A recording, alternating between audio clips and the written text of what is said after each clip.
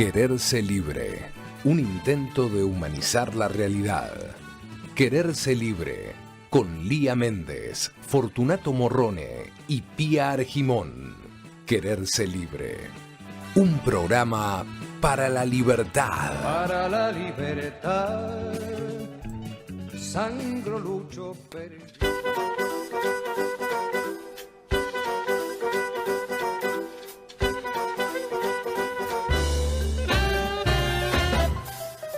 Probablemente en su pueblo se le recordará. ¿Cómo se Buen le día. recordará? Buen día, ¿eh? ¿Cómo se le recordará, ¿Cómo se le recordará? ¿Cómo se lo está viviendo? Bueno, ¿cómo Buen están? día. Buen día para todos. Bueno, si nos está escuchando Pía, que se mejore, que está un poquitito averiada. Este programa parece el No. parte médico que dan todos los días. Y si no tenemos un parte reservado. Está reservada en su casa. Cada programa parte médico y saludos para los enfermitos. Bueno, por suerte tenemos acá, Fortu, Sí, con buena yo salud. estoy bastante mejor, así que... Bueno, ¿y cómo te va la vida? El cuerpo mejor, ¿y la vida cómo Y te la va? viuda, más o menos. Está ¿Qué día hoy, complicado, no? Paro, vos no tenías que viajar a ningún lado por avión. No. Paro no, de controladores aéreos. No, de Flores vengo en tren. Todavía el avión no me animo a tomar. Por ahora no te llegó el progreso. No. Ni el avión ni el helicóptero, como decía Qué alguien por ahí. movidito está todo, ¿no?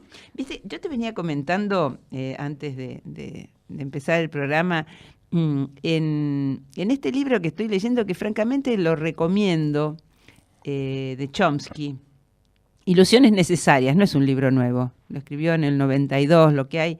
Yo me compré en la Feria del Libro una edición que tiene el prólogo de Roberto Caballero, el periodista, director de Tiempo argentino. Ajá. Claro, es muy, muy interesante porque nosotros siempre hemos sabido y hemos sufrido, no sé si la sociedad en su conjunto lo ha vivido así, pero los que hemos estado en política y estamos en política sabemos, digamos, cómo es el funcionamiento de los grandes medios de difusión. En los últimos tiempos han estado en la palestra en cuanto a su manipulación, a su influencia y a su gran poder, digamos, vinculado al poder económico, a las empresas y al poder político, ¿no? Y al poder judicial. Pero bueno, algunos los hemos padecido hace muchos años, nosotros con nuestro partido, un pequeño partido surgido en el año 84, los medios nos negaban absolutamente el espacio a difundir que el partido se ponía en marcha, que existía, quiénes lo integrábamos, cuáles eran las propuestas centrales del Partido Humanista. Y bueno, y eso lo sufría, digo, no solo el Partido Humanista, otros partidos, generalmente los partidos de izquierda, ¿no? Más pequeños numéricamente, teníamos esa gran dificultad de difundir las ideas, de difundir las acciones que llevábamos adelante. Acordate, en el 84, cuando nosotros habíamos juntado 1.200.000 firmas, recién inaugurado el periodo democrático y salida de la sangrienta dictadura militar, nosotros juntamos en la calle 1.200.000 firmas para que el servicio militar dejara de ser obligatorio. Que sea optativo. Y nosotros hicimos el proyecto de ley, juntamos firmas que avalaban ese proyecto, fuimos al Congreso, hablamos con los diputados de todos los bloques y ninguno, absolutamente ninguno, tomó ese proyecto para... Sí, bueno, luego hubo que esperar la muerte de un soldado, siempre, Carrasco. ¿te acordás? 10 años después. 10 años después, sí. Y Menem, no por una cuestión de sensibilidad, sino por una cuestión política, digamos, finalmente dio de baja el servicio militar obligatorio. Y bueno, y esto no tenía difusión en los medios, o sea, no es que los medios se sumaron a una campaña tan sensible y tan humana, digamos, ¿no? Como era, por ejemplo, esa campaña de nuestro partido. Sí, lo gracioso era, bueno, yo estuve bastante en el tema de prensa en una época y amigos del partido decían, bueno, pero esto que nosotros decimos tiene que salir en los medios. Claro, claro. Como si el error fuera como nuestro. si el error fuera de aquellos que estábamos llevando adelante la función prensa. Bueno, y vos sabés que yo tengo una situación que alguna vez la difundí a través de hace unos pocos años, de un artículo que escribí que publicó Página 12, y yo mencionaba que ¿vos te acordás cuando Lanata era director de Página 12? Sí. Bueno, hoy tiene grandes contras Lanata y ha quedado muy en evidencia quién es, pero en aquella época era un progre, era el súper periodista, lo que él decía, todo el mundo lo creía y quién podía hablar mal de Lanata. Sin embargo, nosotros tuvimos una experiencia nefasta con él. Serias dificultades, sí. Cuando no se publicaba absolutamente, pero ni 3 renglones de una información del partido, y alguien del equipo de prensa lo fue a ver. Y entonces, para decirle que, bueno, que nosotros mandábamos gacetillas y notas y no se publicaba nada, que era lo que pasaba. Y él dijo que él en realidad no sabía nada del partido, no tenía nada en contra, ni a favor ni en contra de los humanistas, pero que él era prejuicioso, eso dijo, respecto de nosotros. Por lo tanto, mientras él estuviera en Página 12, del partido no iba a salir nada, así, de frente march, ¿no? Y bueno, así como sucedió, como no teníamos difusión de otras cosas, obviamente tampoco íbamos a tener difusión de esta grosería, de esta barbaridad, de esta brutalidad en boca de un periodista, ¿no? Que son los que, entre comillas, defienden la libertad de expresión y el espacio. Y él nunca nos quiso dar espacio. En una oportunidad, cuando salí electa en el 2000, mirá qué salto, del 84 al 2000, cuando salí electa diputada por la Ciudad de Buenos Aires, que habíamos entrado 5 legisladores de izquierda, que entró Ibarra, bueno, ¿cómo decirte? Hizo un programa esa noche que no le quedó otra más que invitarnos junto con otros, o sea, era como la gran novedad que había 5 legisladores de izquierda, entonces fuimos todos a su programa. Y en un momento yo me le escapé diciéndole que era todo, bueno, ustedes que entraron, no sé qué historia, y yo le enrostré que no nos daban espacio, o sea, que habíamos entrado a pesar de la negativa de darnos espacio para difundir nuestras ideas. Y él dijo, bueno, sí, nosotros lo que pasa es que difundimos lo que a la población le interesa y ustedes, como tienen pocos votos, es porque a la sociedad no le interesa, ¿no? Es como, si ellos no difunden, nadie te conoce y entonces tenés pocos votos. Claro. Entonces, como tenés pocos votos, ellos no te difunden porque no les interesa esa mentira y esa maniobra, esa manipulación que hacen con las palabras y esa manipulación que hacen con la cabeza de la gente, ¿no? O sea, vos no tenés espacio ninguno para difundir masivamente tus ideas. Entonces, como no la difundís, la gente no la conoce. Como no la conoce, obviamente si no te conoce no te vota.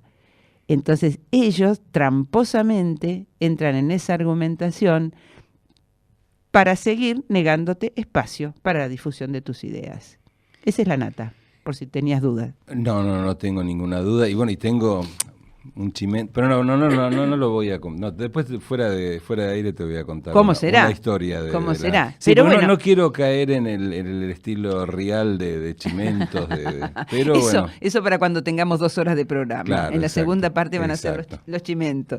No, y todo esto, digamos, en realidad no venía a hablar de Lanata, pero este libro que arranqué recomendándolo, claro, muestra de modo muy contundente algo que, si bien sabemos, de todos modos no dejas de sorprenderte en hasta qué punto llega esa manipulación por parte de los medios, y por supuesto que habla en gran parte de la política del gobierno de Estados Unidos, ¿no? Sí, él es americano. Él es americano y entonces... Norteamericano. No todos somos americanos. Claro, tal cual. Norteamericano y gran crítico de la política, de los medios y de la política norteamericana. Y bueno, y entonces lo que hace él es una descripción de la comunicación en términos de la comunicación democrática y, digamos, y la comunicación antimonopólica, si es que eso es posible. La relación entre los medios y el poder, ¿no? Y bueno, y plantea, a mí me gustaba esta cosa de un planteo que hay en el prólogo de Roberto Caballero, es que debe hacerse primero, ¿no? Si democratizar el poder para democratizar la comunicación o al revés, o si es que hay que democratizar la comunicación para entonces democratizar el poder. Y en realidad, según Chomsky, la primera, y coincido absolutamente, es que en realidad la primera tarea es democratizar, ¿no? Porque él plantea que el orden social, la organización social y la comunicación son inescindibles, no se puede separar, ¿no? Entonces, coincido, porque además todo el tema de la democratización del poder,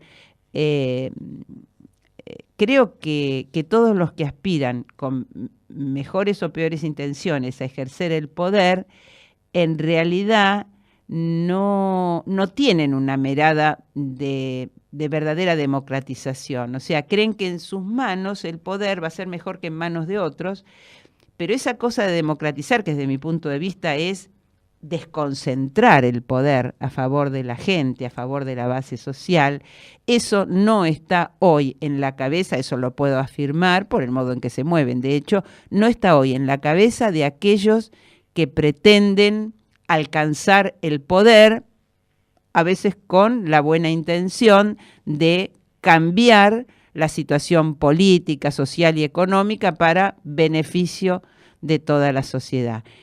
Creo que el único modo de democratización es que la sociedad tenga instrumentos, mecanismos para poder de modo efectivo y contundente ejercer el derecho a elegir, no a elegir a quienes van a llevar adelante las funciones de gobierno, que por supuesto eso es una democracia, sino el derecho a decidir y a elegir las medidas que deben implementarse para vivir en una sociedad, en definitiva, sin violencia. Bueno, vamos a poner un poco de música. Lucho me dijo que tiene preparado algo extraordinario, jamás escuchado. Prestemos atención, a ver qué es y después les comento. Yo no puedo vivir si todo el tiempo no estoy escuchando reggaetón. Cuando estoy trabajando, reggaetón. Cuando salgo a pasear o a rezar a la iglesia y no sigo adelante, si no están transmitiendo reggaetón por los parlantes. Cuando duermo también tiene que haber reggaetón de corrido, si no, no puedo soñar que me declararon el rey del reggaetón. Si a ti no te gusta el reggaetón, yo de todos modos te lo voy a embutir donde estés, como sea, para que bailes al son. Juguetón es lo que en la televisión se llama reggaetón.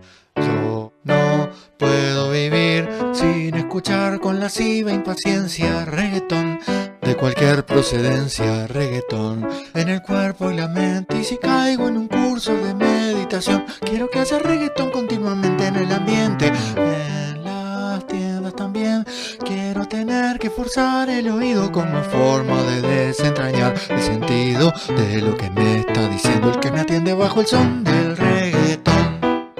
Si a ti no te gusta el reggaetón, es que no lo tienes escuchado con la asiduidad que se merece, y he pensado que el Departamento de Cultura del Estado debería controlar que en todos lados suena el reggaetón. En mi humilde opinión, necesito del reggaetón y quisiera que la Teletón solo fuera una maratón de puro reggaetón.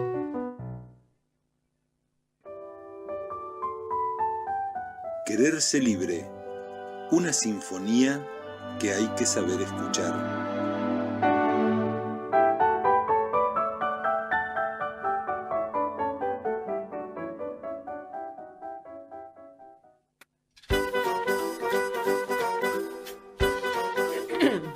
Espectacular. Muy bueno, muy bueno, Lucho. Bueno el tema, excelente. Leo Maslía es extraordinario. Es extraordinario. Acabamos de escuchar a Leo Maslía. Este tema precisamente no lo tenía, pero realmente toda la obra de Leo Maslía es extraordinaria. Eco es el tema que escuchamos, que es un reggaetón con Bach de fondo. ¿Qué les parece? Excelente. Qué buena mixtura. Muy buena música para empezar. Un yoruba, el Leo Maslía, un uruguayo que hace muchos años que viene rodando también por aquí, por Argentina. Bueno, me gustaría por ahí leerles un pedacito del libro que está transcripto en el prólogo de este libro de Chomsky que recomiendo para los que recién ponen el programa, Ilusiones necesarias. Tiene que ver con el control del pensamiento en las sociedades democráticas. Y Chomsky dice que una política de comunicaciones democrática intentaría desarrollar medios de expresión e interacción que reflejaran los intereses y las preocupaciones de la población en general y fomentarán su autoeducación y su acción individual y colectiva. Dice, una política concebida en estos términos sería un factor deseable, aunque existen escollos y peligros que no se deberían pasar por alto. Pero el tema es predominantemente académico cuando se estudia aislándolo de la esencia o de la escena social en general.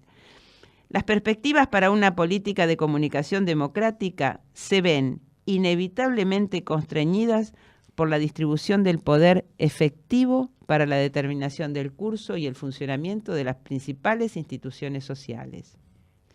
De ahí que la meta solamente se pueda enfocar como una parte integrante de la democratización del orden social. Cualquier paso serio hacia una democracia con mayor significado, con mayor significado, tendría como objetivo la disolución de las concentraciones del poder de toma de decisiones. Efectivamente, eso que veníamos conversando. El tema de la toma de decisiones. Descentralización y que digamos que las decisiones estén en la mano de la gente. En manos de la gente. En nuestras manos. Pareciera que nos vamos alejando bastante de eso si es que en algún momento nos hemos acercado, ¿no? Creo que efectivamente eso nunca se ha concretado. Hemos tenido gobiernos que han acercado un poco más, digamos, esa posibilidad, abriendo a la participación popular. Bueno, en términos de medios de comunicación, de hecho, la ley de comunicación audiovisual, ley de servicios de comunicación audiovisual, la famosa ley que fue tan trabajada en todos los niveles por la sociedad, que, bueno, un planteo que ya venía desde la época de Alfonsín, ¿no? De que necesitábamos una nueva ley de servicios de comunicación audiovisual, finalmente fue aprobada. Y fíjate, ¿no? El poder del poder. Sí. ¿No? Se trabó y la ley, bueno, de hecho... Sí, de hecho Clarín la trabó durante muchísimos años. Así es. Hasta llegar a la Corte, luego la Corte finalmente dice que es democrática la ley, que esa era, digamos, la traba que ponía Clarín, y de todas maneras siguió trabándola. Sí. Hasta que cambió el gobierno. Así es. Y Macri, por un decreto, Imagínate, destrozó directamente la ley, todo lo que se había trabajado en, qué sé yo, en horas apenas. O sea, fue una de las primeras medidas de este gobierno. Uh-huh. Sí, a mí me parece que, digamos, que yo no sé si la sociedad en su conjunto es consciente de toda esta manipulación, porque, o sea, de toda esta maniobra, ¿no? Y además de las consecuencias de que esta legislación no avance y se haya trabado, porque lo que a mí me parece también que, por un lado, digamos, el pueblo carece de memoria, ¿no? Pierde la memoria, un poco creo que por el agobio y la velocidad y la locura en que vive tratando de dar respuesta a sus necesidades, y en realidad cuando llega a su casa y prende el televisor, lo único que quiere es algo que entre en su cabeza, que lo distienda un poco, y entonces pone algún programa de entretenimiento. Pero yo creo que los medios en su manipulación también fomentan ese olvido. Absolutamente, estoy de ¿No? acuerdo. O sea, me parece que no es solamente un problema de la gente, me parece que hay una intención. Sin duda.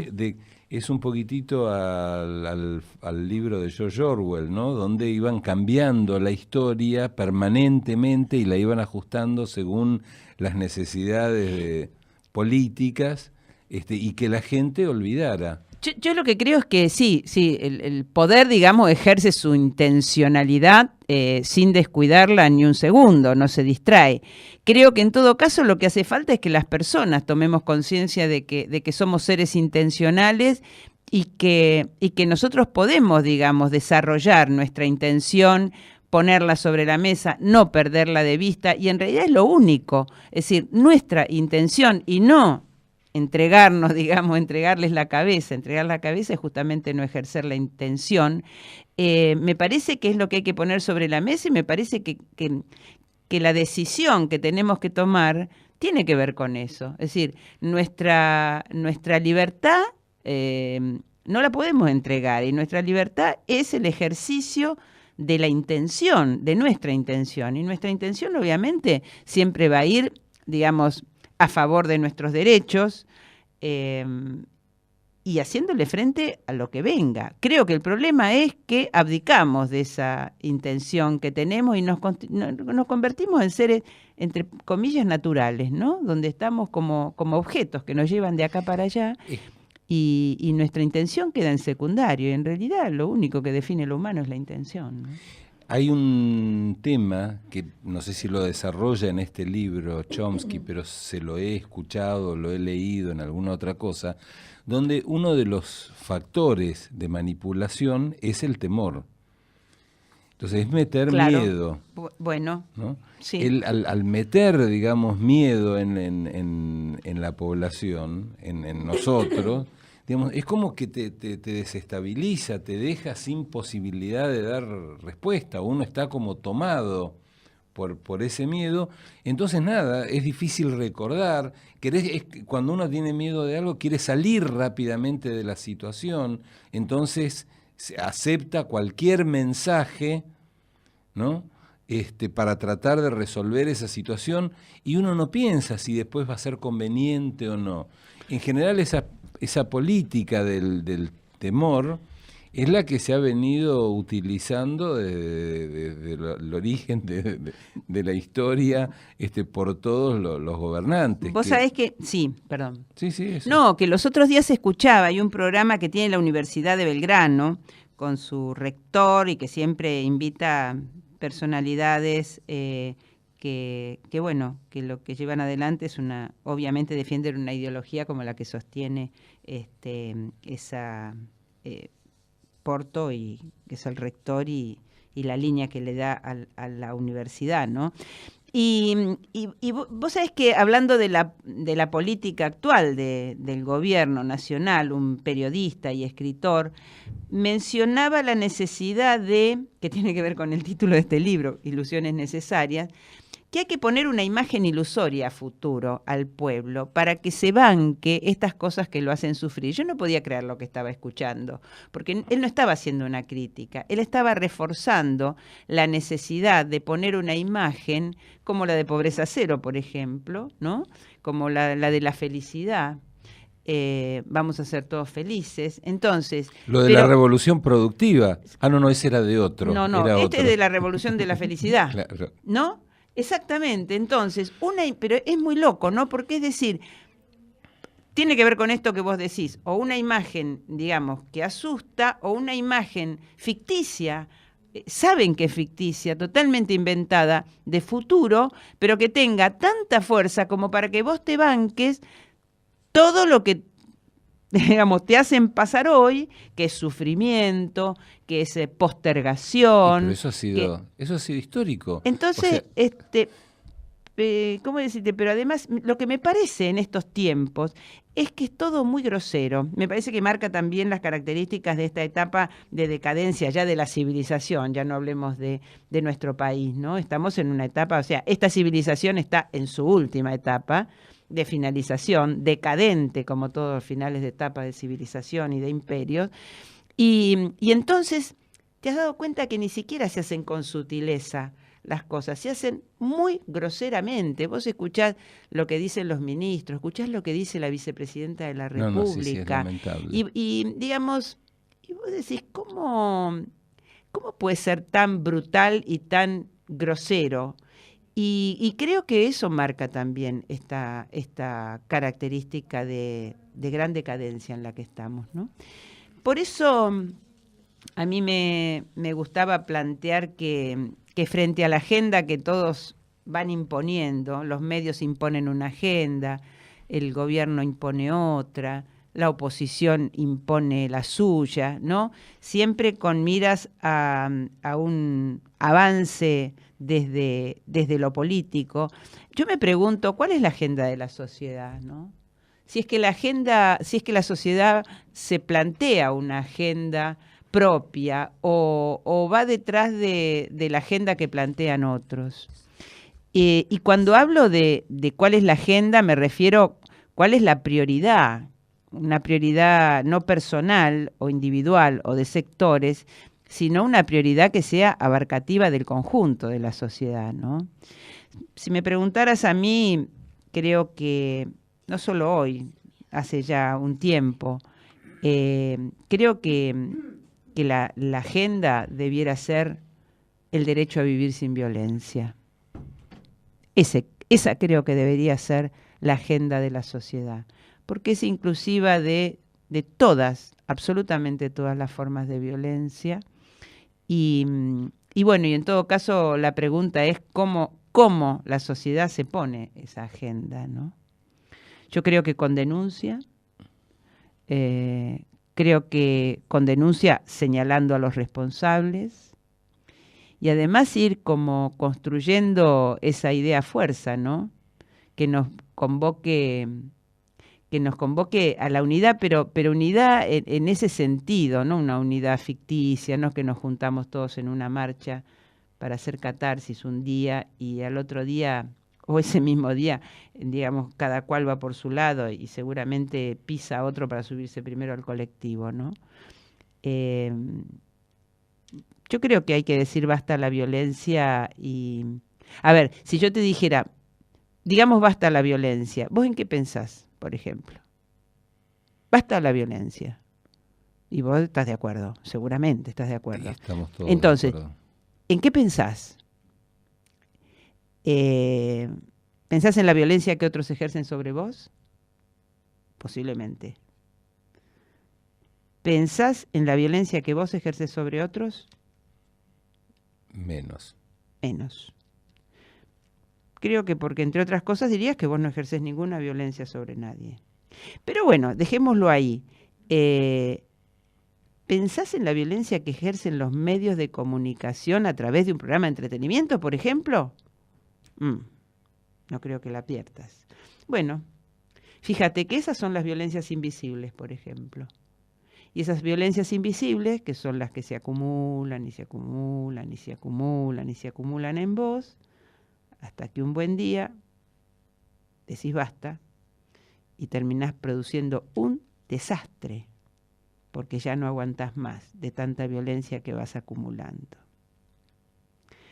Así que me parece que sí, que está bueno definir cada día de qué lado se para uno, ¿no?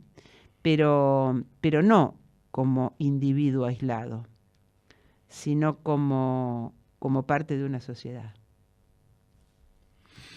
Bueno, es como para darle una vuelta al tema, varias vueltas.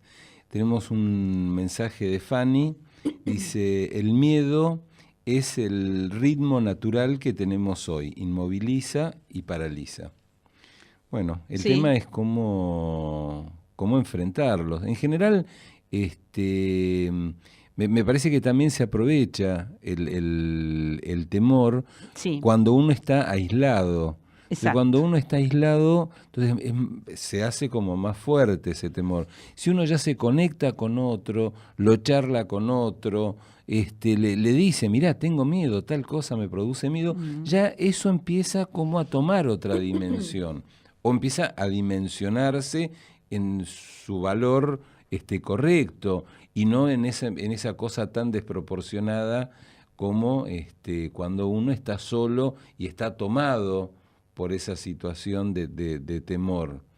Entonces me parece que el modo de ir venciendo los temores es conectándose con otros, Sí. charlarlo con otros, Sí. juntarse con otros, y buscar alguna salida. Que es una tarea difícil hoy, porque Y sí. todo alienta a la división, ¿no? Sí, sí, sí. O sea, nada te alienta a que te juntes con tu vecino, o sea, más bien que te juntes, que intercambies, que encuentres puntos de conexión. O sea, nada alienta a la comunicación directa. En realidad, lo que se impulsa es la comunicación intermediada. Y por eso decimos que es generadora de gran violencia, porque, a ver, vos con tu vecino, si conversás, si no estás de acuerdo con algo, le contestás, él dice una cosa, vos le contestás, le replicás, en definitiva tendrá que argumentar tu vecino, o tu amigo, o tu pariente con quien estés en comunicación directa, tendrá que argumentar para hacerte desistir de tu posición o para hacerte comprender, y en definitiva ahí es donde se da la construcción del diálogo. Pero si vos estás frente al televisor y hay alguien del otro lado que dice barbaridades y vos no tenés cómo contestarle, ¿qué le contestás al televisor? Esa comunicación, mal llamada comunicación, es intermediada, y entonces ahí es donde hay que entender por qué acumulás violencia. Porque vos no podés responder, no podés argumentar, no podés decirle, mira, no me faltes el respeto. ¿A dónde lo decís? ¿Dónde lo decís?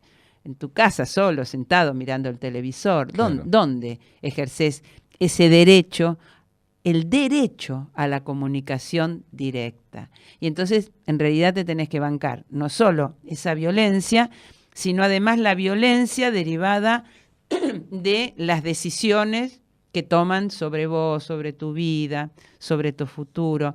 Vos sabés que Claro, digamos, es permanente esa cuestión de que uno ve que los gobiernos, ¿no?, van tomando decisiones permanentemente, sí, y a uno no le consultan. Porque aparentemente por el voto que uno emitió en un determinado momento, como si justificara, y estamos hablando de este gobierno, del anterior, de todos los gobiernos, claro, donde van produciendo, digamos, hechos y a uno les van pasando siempre por arriba. Pero vos fíjate que de las primeras, a veces el pueblo dice, bueno, hay que esperar, ¿no? Bueno, qué sé yo, estas son las primeras medidas, pero hay que esperar porque después seguramente. A mí me parece que si vos ponés el ojo en las primeras medidas que toma un gobierno, sea cual fuere, eso ya, con eso marcan la cancha, eso determina la prioridad, eso determina cómo va a ser todo el proceso durante los 4 años, o esperemos que no pasen de 4, o lo que sea, ¿no? Durante todo el periodo de mandato. Y vos fíjate, por ejemplo, cuando asume este gobierno, con unas pocas medidas económicas y con un anclaje judicial, ya marcó la cancha y ya están, digamos, las condiciones de que va a tener todo este proceso. Por ejemplo, bueno, las primeras medidas fueron devaluación, quitarle las retenciones a los que más tienen, o sea, quitarle impuestos a los que más tienen, y después decretos de necesidad y urgencia para acomodar la cosa judicial, nada menos que para designar los magistrados de la Corte Suprema de Justicia. Y entonces, eso marca la cancha, es brutal, todo lo que quieras, pero eso es decir, bueno, nosotros vamos a ir, este va a ser el perfil de la gestión. A mí me gustaría compararlo con la gestión. Vos sabés que cuando Kirchner asume, y vos sabés que nosotros no hemos sido kirchneristas desde el principio, cuando Kirchner asume. Cuando Kirchner asume, que había una situación dramática en el país, la primera medida que él toma es llama a los ministros recién designados para conversar, esto lo contaba siempre Filmus, y llama al ministro de Economía, al ministro de Educación, y cuando él ve que pasa primero el ministro de Educación, o sea, que lo hace pasar primero a él y queda esperando el ministro de Economía, a ella le pareció raro, digamos, ¿no? Fíjate en qué gestos ya se determina la dirección de una política. Bueno, habla con él y dice cuál es la situación de la educación. Bueno, se le plantea que había provincias que tenían 3 meses de paro, o sea, no habían empezado las clases en todo el 2003. Eso fue en Entre Ríos, era Exacto. Dramática. Entonces, él se pone de acuerdo en viajar al día siguiente para resolver la situación. O sea, la afectación obviamente de los maestros, de los docentes que no cobraban, y obviamente con el paro de los alumnos que no tenían clase y de toda la comunidad educativa, ¿no? Con el perjuicio que eso significa. Entonces, Filmus dice que él sale y después de atenderlo a él, lo atiende al ministro de Economía. Entonces él piensa seguramente lo que había acordado con el ministro de Educación de ir y resolver el problema. Eso es plata no había. Él pensó que todo iba a cambiar cuando entrara el ministro de Economía, el presidente le dijera necesitamos esto para resolver el problema de educación y el ministro iba a decir no hay plata. Y se sorprendió cuando al otro día efectivamente Kirchner se sube al avión con él y viaja para resolver in situ el problema de la educación y de los docentes. Bueno, esos primeros gestos, esas primeras medidas, creo yo, que son las que hay que atender, porque eso ya te marca la dirección de esa política y de ese proceso político que se pone en marcha. Bueno, no hace falta volver a lo que ya dijimos y a lo que todos sabemos, ¿no?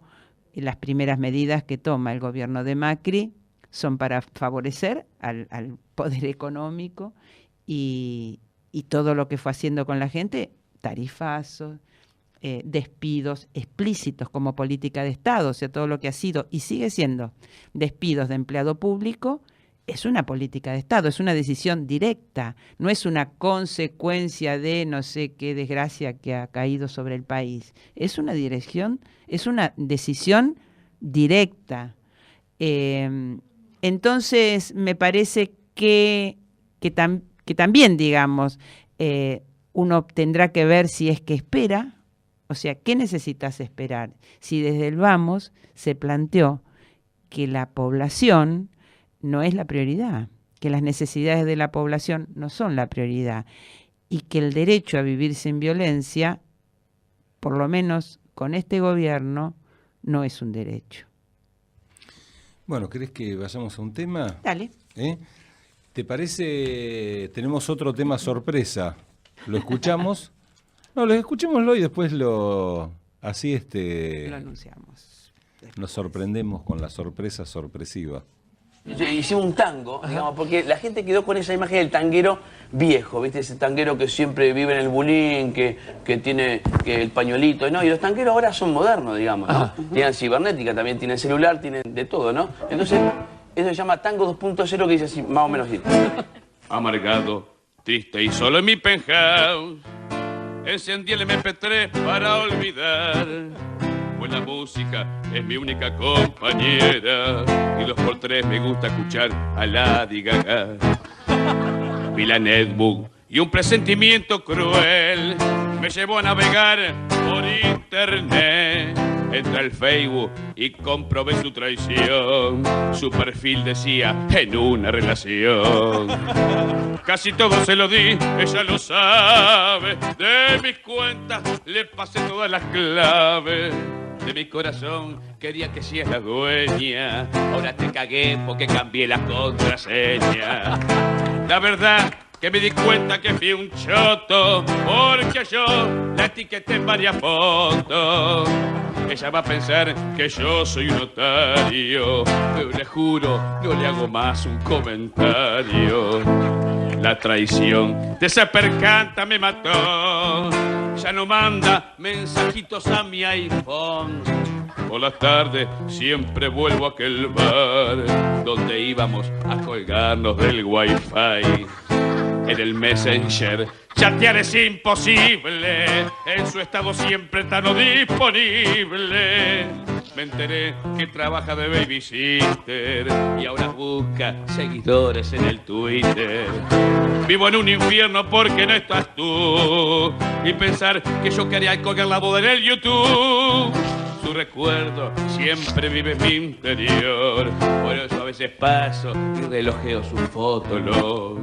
Si la ven, amigos míos, díganle que su infidelidad yo perdoné, pero hay algo que me puso fuera de sí. Te llevaste la PlayStation y la Wii. Yo también, y mucho más. Y estamos re bien. Me gustaría nos vayamos a vivir juntos. ¿No estás cansada de seguir con los problemas de tus viejos? Vámonos lejos. Mira, mientras estemos juntos, no necesitamos nada más. No toda promesa es verdadera. ¿No estás cansada de seguir con los problemas de tus viejos? Vámonos lejos. Las redes de explotación sexual captan a través del engaño. Llámanos al 145, línea gratis las 24 horas en todo el país. Paremos la trata. Para más información consulte en www.comitecontralatrata.gov.ar. Argentina nos incluye. Presidencia de la Nación.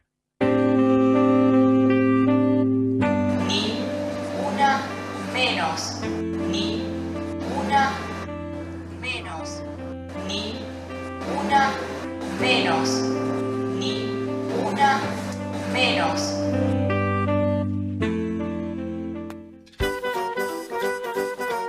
Bueno, espectacular. La verdad que los dos temas geniales. Este último muy divertido Muy también. bueno, muy bueno. Es de Pichu Stranio, actor del ciclo televisivo Peligro sin codificar.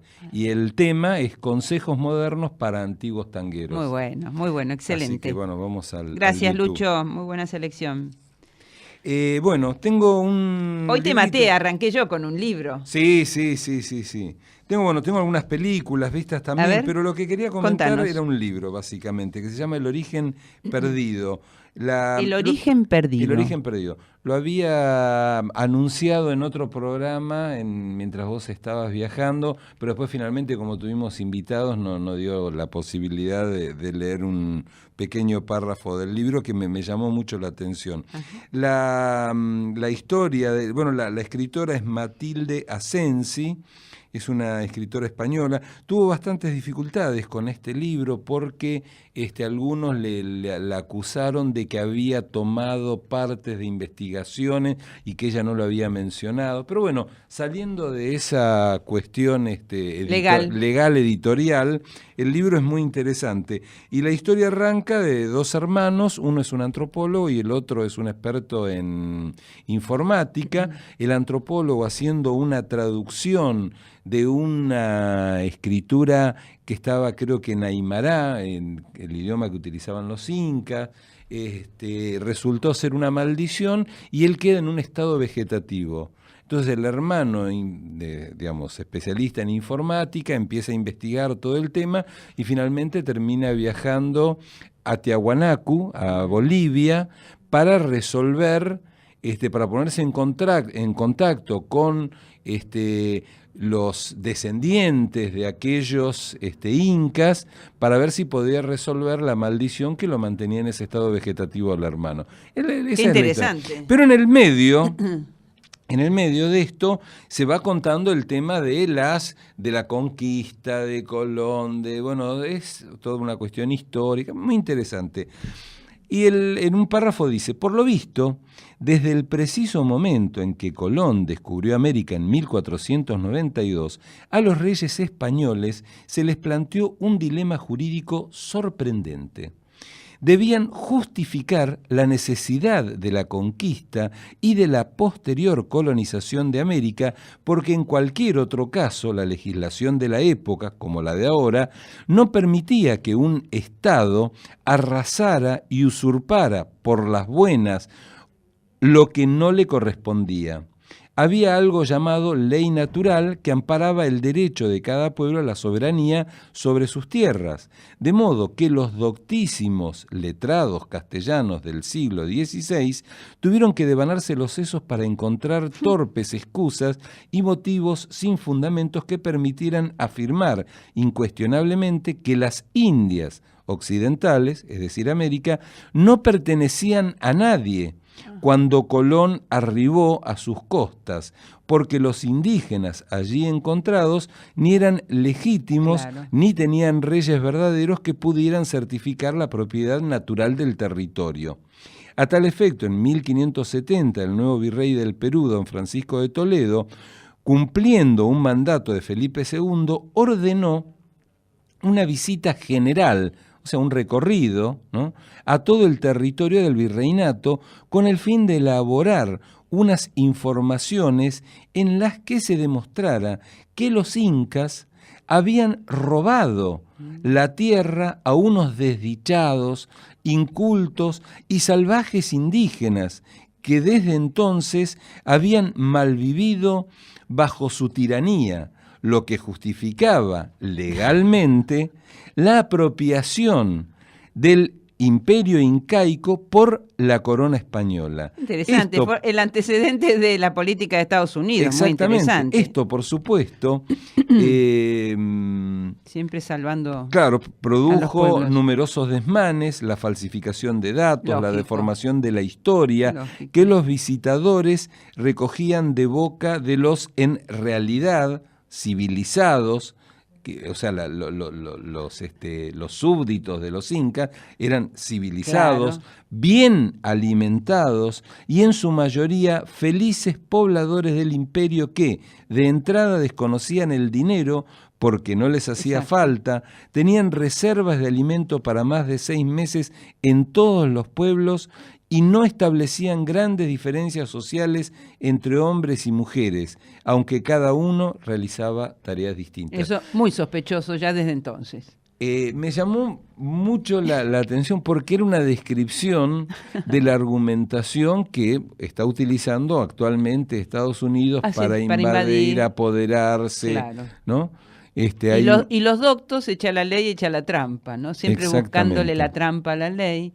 Qué interesante, ¿no? Porque también hay que saber cómo hemos llegado hasta acá, ¿no? Y hay vicios arraigados que siguen estando presentes. Y sí, efectivamente, es muy interesante. ¿Y los medios de difusión ahí? ¿Qué No, tal? no, nada.